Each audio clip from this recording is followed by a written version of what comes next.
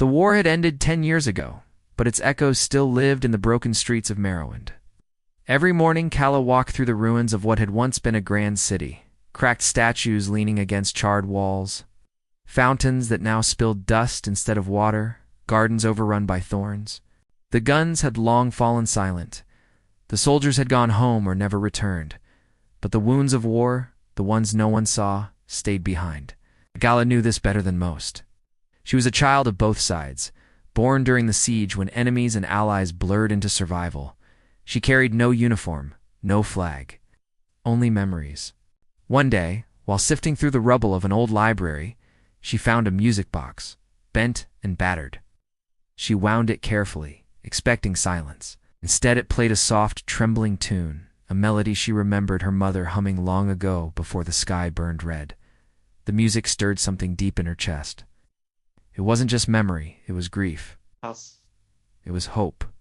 As she wandered through the ruins, the music trailing behind her like a ghost, she noticed others beginning to listen. Old men repairing broken windows, children tracing their fingers along scarred stones. People who had learned to speak only in whispers, now pausing, lifting their heads, remembering they once had songs too.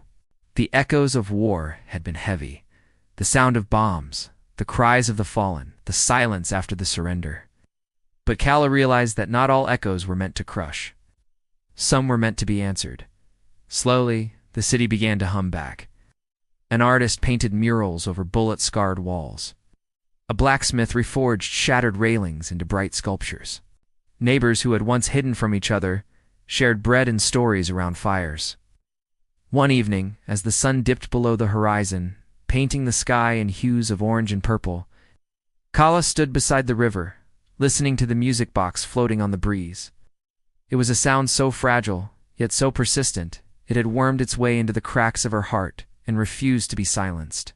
And in that moment, she knew that this melody wasn't just about remembering. It was about becoming. Merownd would never be what it was before the war. But maybe, just maybe, it could become something new, stitched together with music, memory, and the stubborn, unstoppable heartbeat of those who had survived.